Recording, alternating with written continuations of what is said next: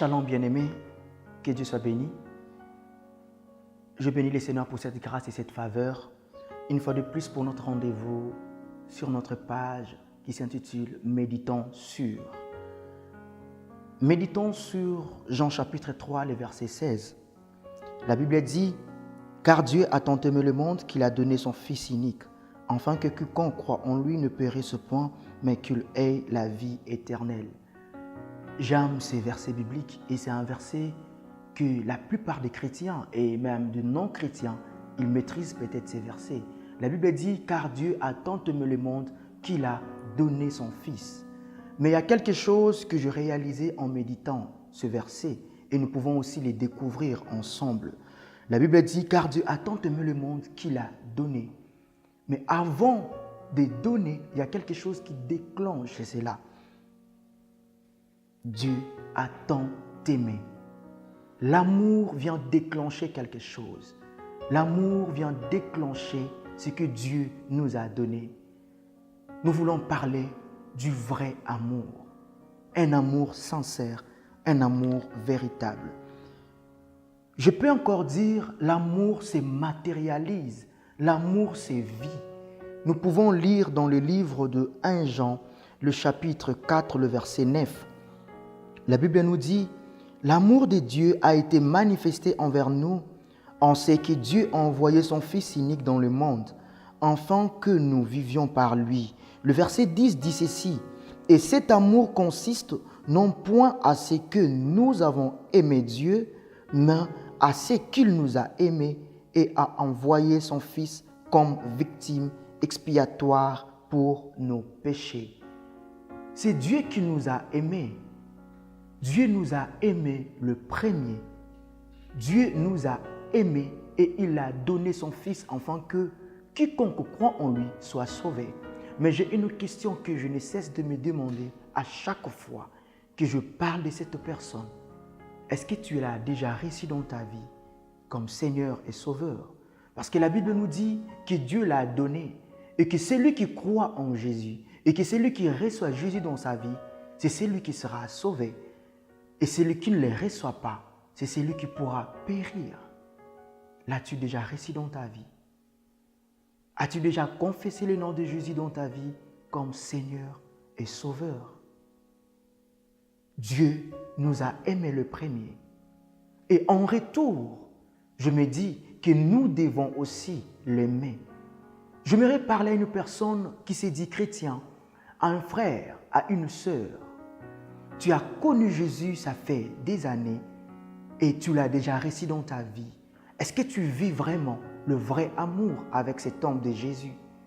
J'aimerais que nous puissions encore lire dans le livre de 1 Jean, le chapitre 3, le verset 18.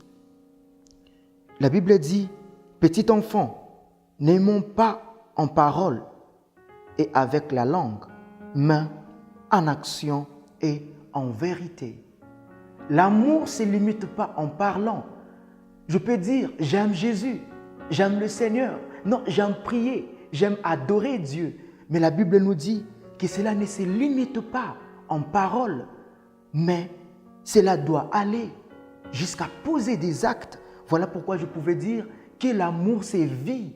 L'amour doit se matérialiser. Dieu a tant aimé le monde et Dieu ne s'est pas limité par ça. Dieu a donné. Et nous, que pouvons-nous faire? Parce qu'à chaque fois que je pars à l'église, à chaque fois que je chante, il y a des cantiques qui nous disent « J'aime Jésus, je t'aime Jésus ». Et je faisais ce genre de prière. Et c'est très bien aussi de le faire. Mais je vais partager un témoignage. Lorsque je faisais ce genre de prière, je disais « Jésus, je t'aime. Jésus, je t'aime ». Mais un jour, je priais, je sentais au fond de moi une voix qui me disait « Christian, tu ne m'aimes pas ». Je me disais « Mais pourquoi cette voix me dit ça ?» Mais il ne cessait de me dire « Mais tu ne m'aimes pas ». Nous allons lire dans le livre de Jean, Jean chapitre 14, le verset 23.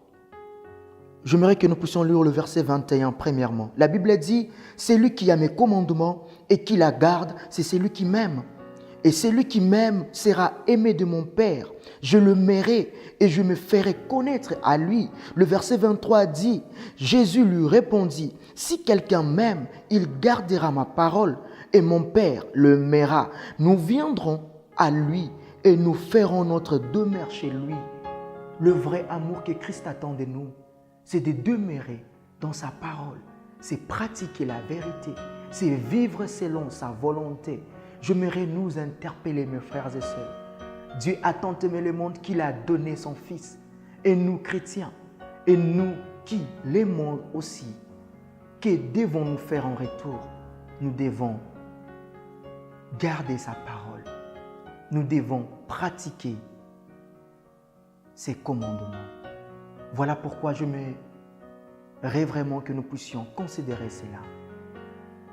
L'amour se matérialise. L'amour, c'est vie. J'aimerais prier pour une personne. Père, merci pour ces moments. Merci pour ta parole. Je prie pour mon frère, pour ma sœur. Celui qui t'a déjà reçu il y a des années. Mais tu nous interpelles maintenant pour dire, vivez selon ma volonté. Vivez et pratiquez ma parole. Tu pouvais marcher avec Abraham, mais à un certain moment, tu t'es révélé à Abraham pour lui dire, Abraham, marche devant ma face et sois intègre. Que cette année, Seigneur, soit une année d'intégrité, une année de crainte, une année que nous allons demeurer dans ta présence. Influence nos cœurs, afin que nous puissions vraiment vivre l'amour. En ton nom, nous avons prié. Amen. Et j'aimerais aussi prier pour toi qui n'as pas reçu Jésus dans ta vie. Dans le livre de Romains, le chapitre 10, le verset 9, la Bible dit, « Si tu confesses le Seigneur Jésus de ta bouche et tu crois de tout ton cœur que Dieu l'a ressuscité d'entre les morts, tu seras sauvé. » Si tu n'as jamais reçu Jésus dans ta vie, mon ami, c'est un don gratuit que Dieu nous donne. J'aimerais juste que tu puisses faire cette prière en disant, « Seigneur Jésus, j'ai entendu parler de toi et aujourd'hui, je t'accepte dans ma vie comme Seigneur et Sauveur. Sois le maître de ma vie et prends le contrôle en moi. Père, je prie pour toutes personnes qui pourront suivre une fois de plus ces messages. Seigneur, celui qui ne t'a jamais reçu, toi qui influences le cœur, touche son cœur et parle-lui que tu l'aimes, que tu l'as aimé bien avant, qu'il puisse t'accepter. Esprit de Dieu, fais cette œuvre dans nos cœurs et dans le cœur de mon frère et de ma sœur.